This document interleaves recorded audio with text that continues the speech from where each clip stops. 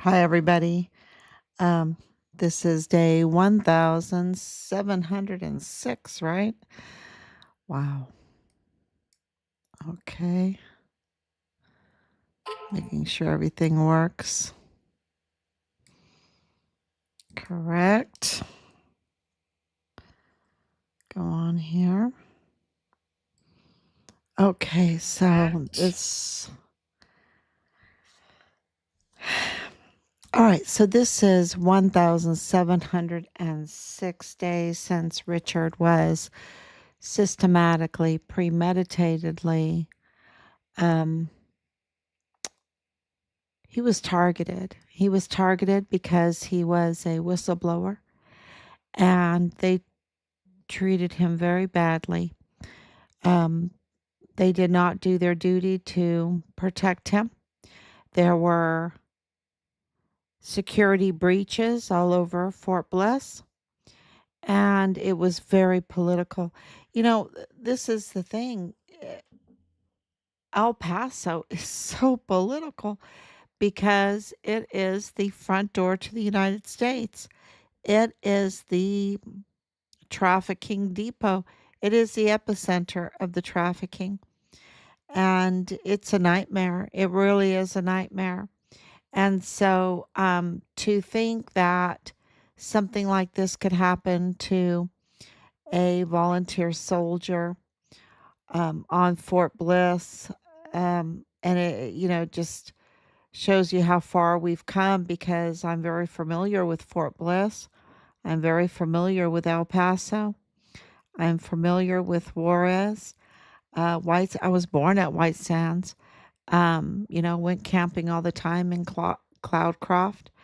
Um, love the area. It's an ancient city. It's on a grid. It's an ancient city, which makes it also, ripe for mining, and that's why they're called the UTEP miners, because it's it's there's a lot to dig around there. There's a lot to dig.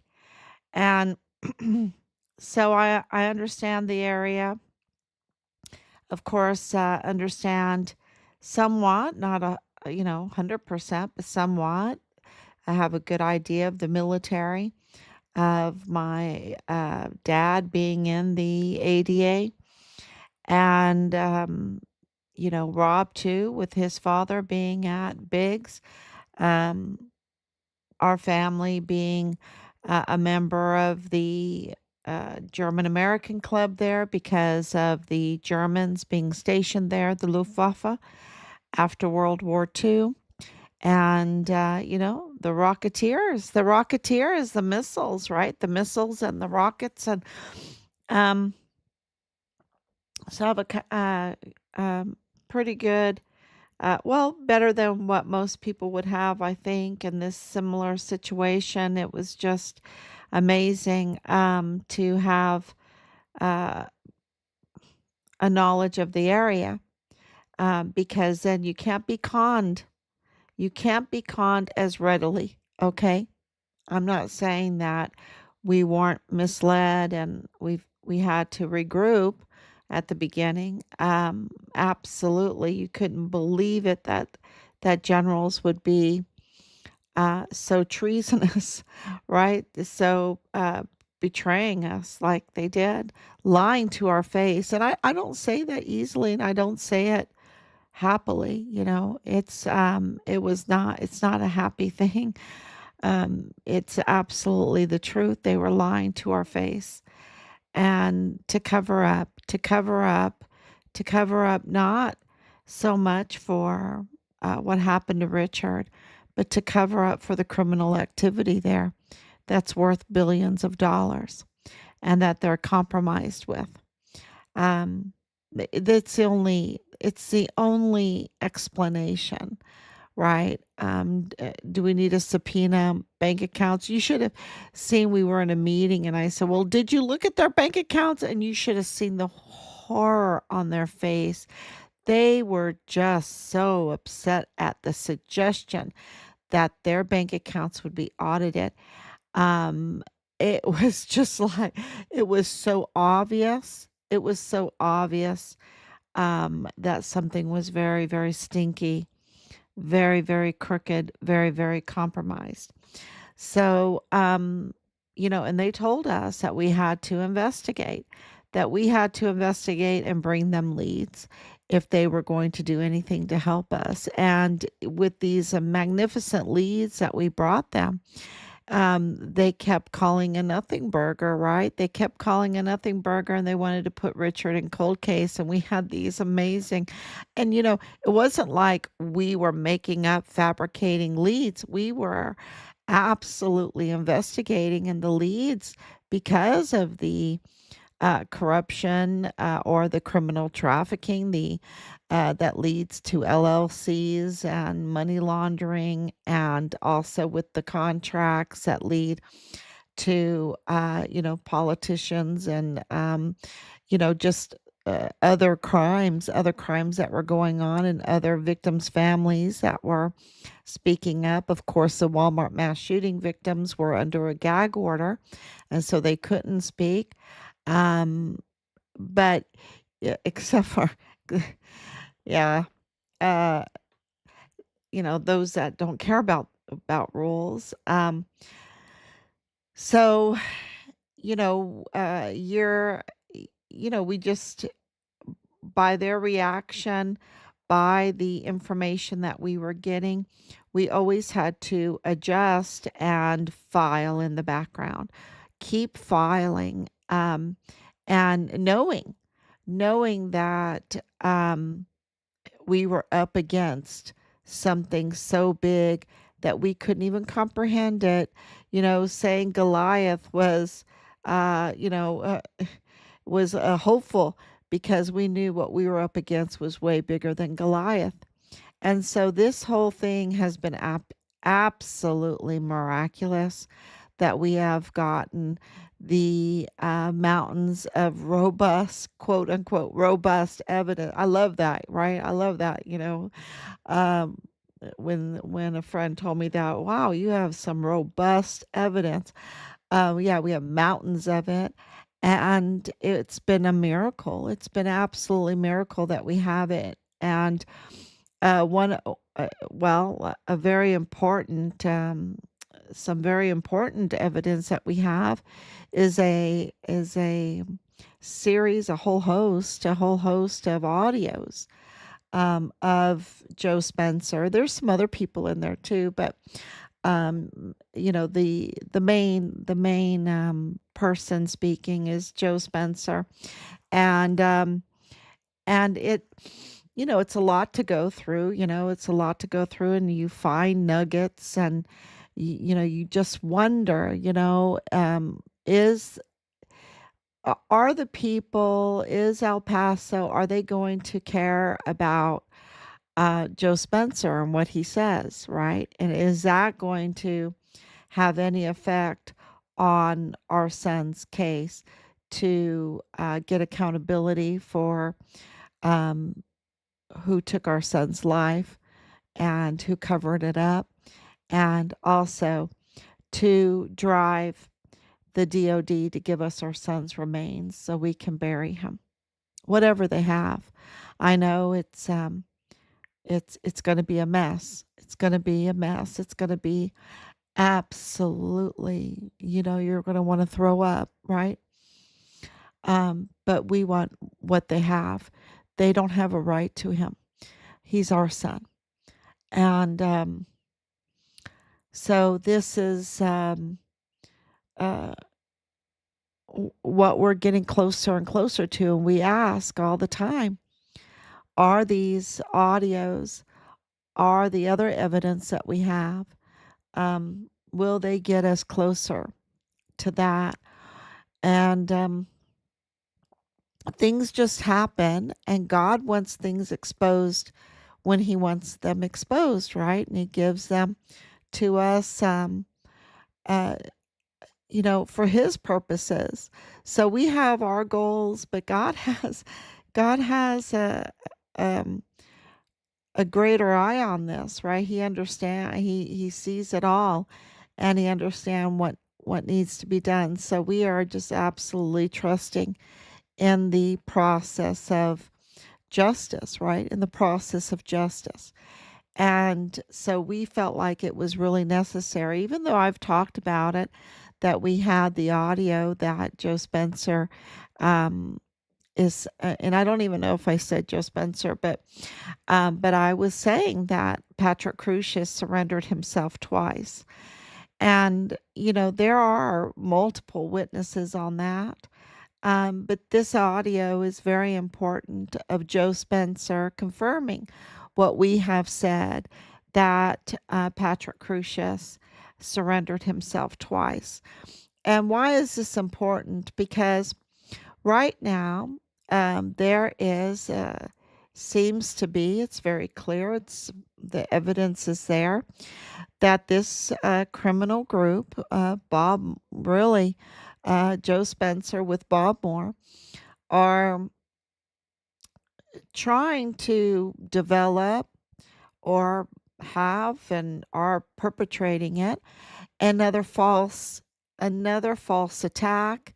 um it's not enough that they hurt Richard. It's not enough that they hurt Yovan Rosales. Clearly they did. It's not enough that they hurt Judge Roger Rodriguez. It's not enough that they hurt us. And, I could tell you lots and lots of stories about that, especially at Christmas time. Um, you know, their attacks are really, you know, uh, demonic. I would say that. And so, it's not enough for them to do that. They have to then go after President Trump, right? And that's really who they're targeting. It's come full circle because at the beginning of this, they were targeting President Trump, okay? Because President Trump, in 2019 and 2020, he, just like now, was the commander in chief. And he was the chief law enforcer of the country. And he was also the chief magistrate of the country. And, and that's legally, okay? That's legally. And that's what they care about because that's how you get things, if you can take that over and compromise the justice system and compromise um, the rulings of cases, then it's kind of like this Luther Jones. I posted up on Luther Jones. I reviewed Luther Jones. Of course, because of having a long history and friends in El Paso, we knew about Luther Jones, right? And so looking him up, that was fascinating, right? To really focus on who Luther Jones is and what he did to lose his law license and have to serve time for his fraud and his weaponization of the justice system and the judges, and to get favorable rulings that would meet his business needs, and contracts, right, and his pocketbook. Uh, and so, people are looking at him, and it seems like even though they got him, another person took his place because is continuing. Because clearly, um, our audios absolutely confirm that Joe Spencer was in this for the money, for the open checkbook and the delays, the purposeful delays that he did with backroom deals with Judge Guadarrama and Judge Medrano is very clear in other audios that we have, and that Patrick Crusius is autistic, that he's not a white supremacist, that he's not a racist, that he has a severe mental health condition, that he, failed kindergarten, that um,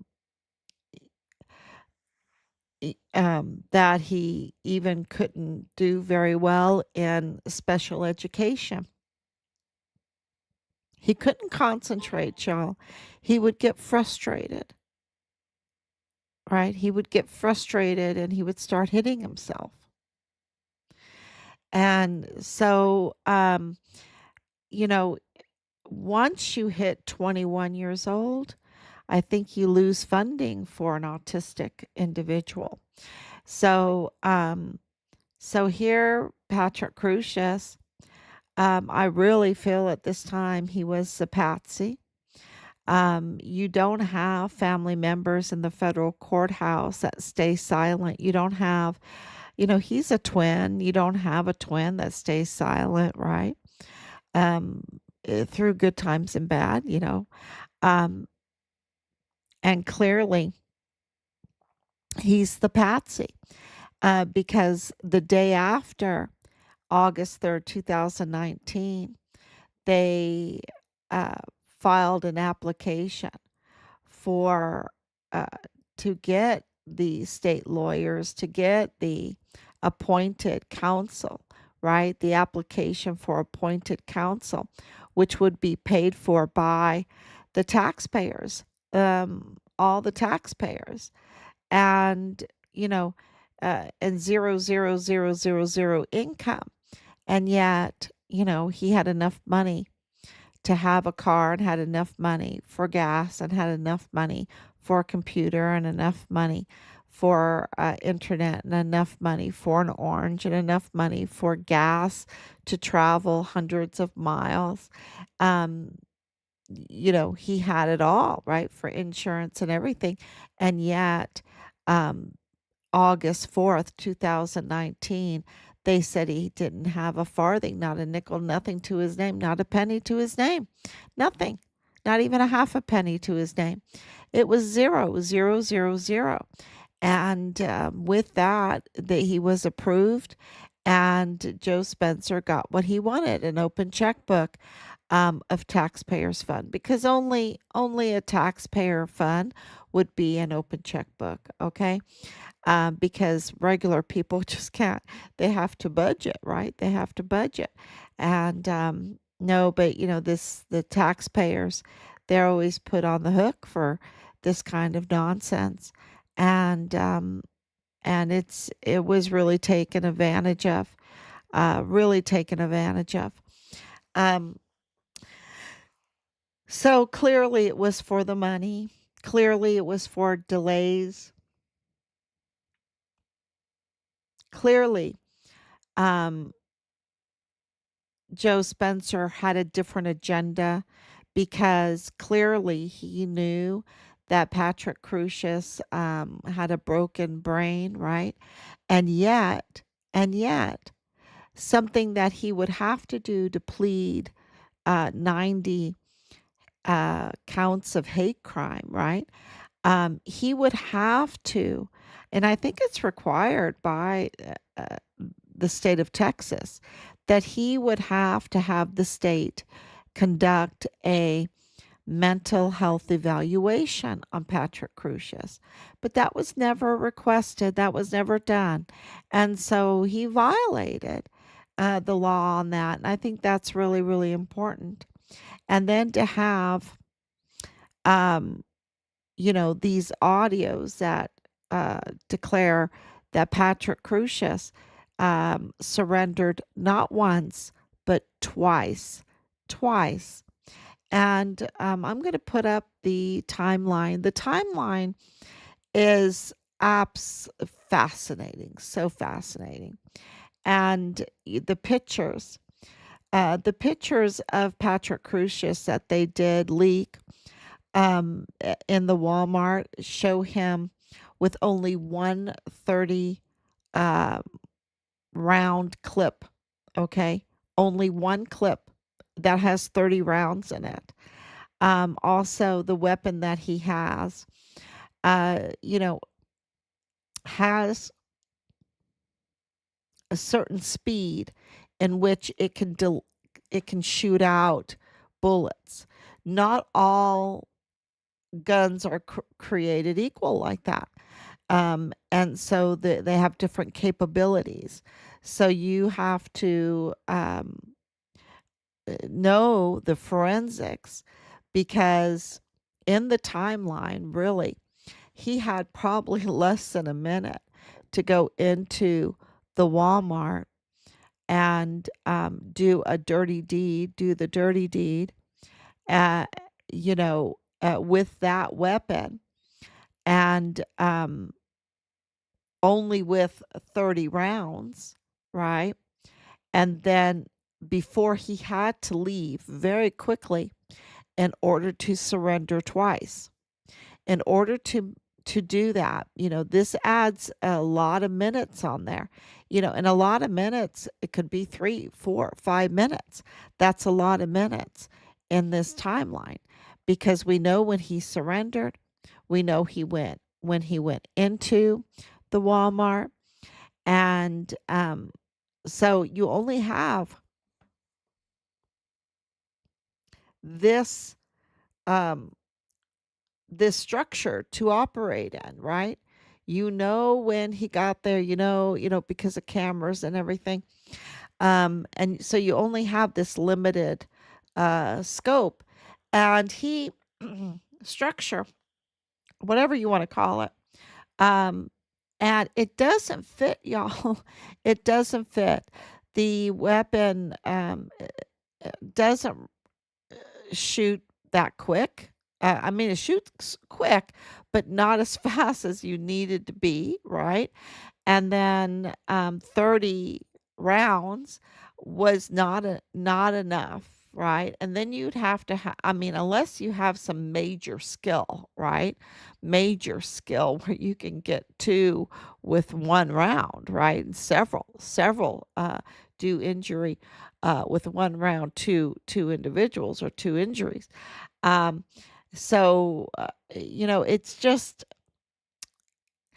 that it's very, it's impossible, y'all. It's impossible, especially for a person that, the reports are out there that, he couldn't even tie his shoes when he was 18 years old, you know, it, it- and this is not to this is all forensics. You have to get the emotion out of it and say, look, he didn't have these motor skills to do this. He didn't have the mental ability to plan this. And then they're saying, they're trying to blame it on Trump and they forgot all about the manifesto, right? And the manifesto clearly says Trump is not uh, influence on them. And then it also is that he's a Democrat, right? That Patrick Crusius was a Democrat, and then they changed it into a Republican. Then they started playing politics with the whole thing because it's like, oops, we forgot to do that. It's kind of like, back thinking the setup because clearly in my opinion, this was all orchestrated and a setup because there's no other explanation for the delay, and all of the anomalies that are with this case. And you have all of these statements by Joe Spencer that, just contradict all the narratives at the beginning and even complicate or I guess disregard the entire timeline, right? Um, and nothing fits right. Nothing fits. You can't say that Patrick Crusius surrendered twice and there be no time in the timeline for it. So where was he? And to me that means because also the time, this is another thing that was in this audio drop is, that he thought he was going to die, but yet he goes and buys an orange and he puts hearing. Why would he put hearing protection on if he thought he was going in there to die? You know, um, why would, and then what happened to the, the hearing protection and all of that? Um, it's just when you have seconds, really literally in this whole thing, seconds, if that, because it had to be less than a minute in the Walmart. And could he do it in a less than a minute? You know, and could the weapon do it in less than a minute? See, that's where the forensics is. Um, and from what we have been, um, this has been a long, drawn out investigation.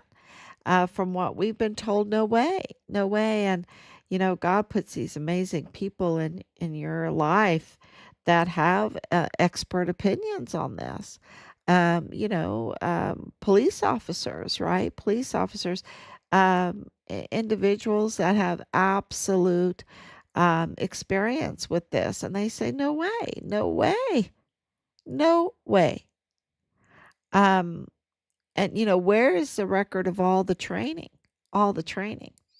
And then, so this audio that he thinks he's going to lose his life, and is it totally debunked with the two surrenders?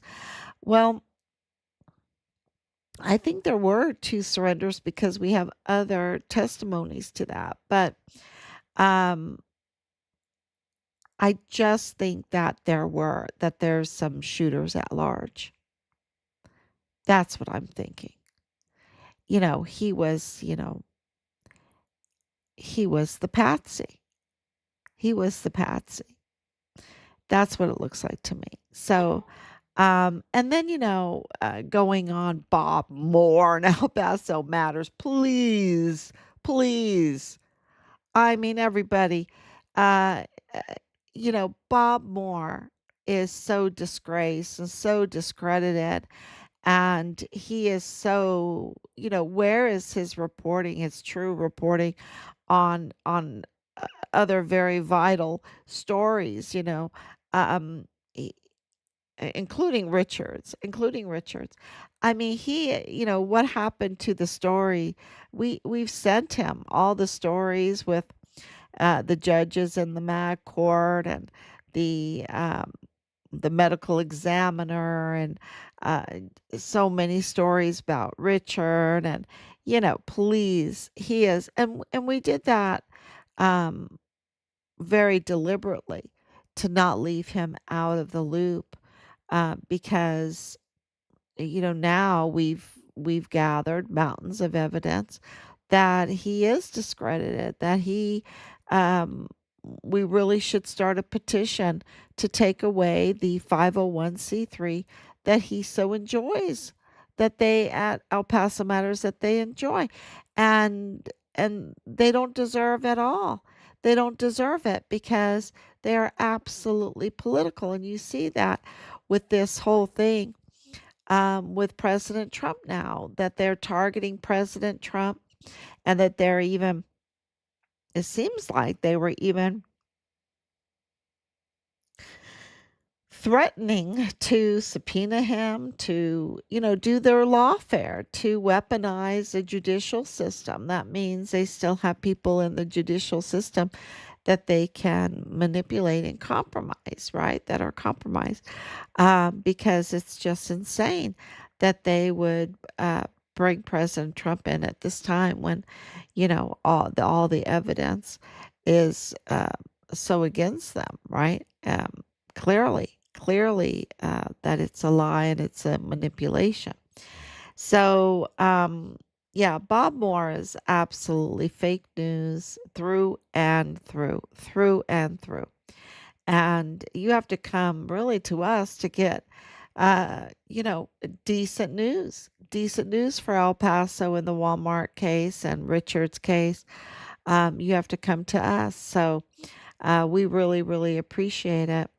But, getting back to Patrick Crucius and, surrendering and not having a medical health evaluation, and all the other issues that are surrounding this Walmart mass shooting case. It's, now that the gag order is not there, not valid anymore, or, it's been taken away, right? Um, maybe we're going to get more and more questions answered. So, you know, Joe Spencer is up to no good, and their target, has come full circle to President Trump now. And of course, they targeted Richard. Of course, they did, right? Of course, they targeted the individuals who died on August 3rd, 2019, in the Walmart. Of course, right? But their first and foremost target from the beginning was President Trump, and now it is President Trump again. And it's just to deflect. It's just to deflect and to do a political attack, to weaponize the judicial system, to weaponize our legal system against President Trump. And so I hope you're not fooled by that and that you don't condone it, because and that's why we decided to drop the another audio um, showing that he cannot be trusted. Joe Spencer cannot be trusted. Bob Moore cannot be trusted. And we know for a fact he can't be trusted because he was defending Rosa Maria Valdez Garcia, who and her family, which is Danae Katzen, the credit card girl, right? The scammer, the four-time 10 most wanted fugitive for her fraudulent activities, for fraud, right? And the cartel connections. If Joe Spencer wants to defend them, then something is really stinky, right? Stinky. Why not defend Yvonne Rosales? Yvonne Rosales is a Democrat. Why isn't he defending her, right? So something is very, very stinky here, because who does he choose? Um, who does he choose to defend? A usurper, right? A usurper, Bill Hicks, who has had a very a questionable manager, DA manager. Um, a manager of the DA's office. Yeah, Bill Hicks is a usurper. So, and he just is, glossing over that, or not even glossing over it, not even mentioning Bill Hicks. And um, yeah, it's very, very clear. This is not about justice for Joe Spencer. This is about cover up at this point. It is absolutely cover up because, you know, um, once the FBI step in, once the law enforcers step into this, they can all go to jail, y'all. I mean, he could really go to jail. This is another, this is why we put on this Luther Jones, um, for people to remember what was going on with Luther Jones. And I think that Joe Spencer can absolutely, and Judge Guadarrama, and um, Felix Valenzuela, to uh, they could all go to prison for what they did to um, take all the money and delay the uh, justice, delay justice. So I think that is, you know, a huge hurdle. Um, and I think once the fraud is called out, then I think we will absolutely move the ball forward in Richard's case also, to get justice, to expose um, the questions that we have, right? The questions that we still have. So thank you so much. God bless you. And I will be back tomorrow. Oh, today is Rose Sunday. Oh, it's already midnight. We're burning the midnight oil. But I hope that everyone had a wonderful Rose Sunday. Um, and we will be back tomorrow. We're fighting for, of course, for Richard, but for El Paso and for Juarez, for truth, give God the glory. Um, we're halfway through Lent. Easter is, we can see it. We can see it. And so, we need to stay in that spirit of hope for just the oncoming miracles that we're experiencing every day. And it's all going to happen. It is, because look at how far we've come. It's just amazing. It really is. So thank you so much. God bless you. And I will be back tomorrow.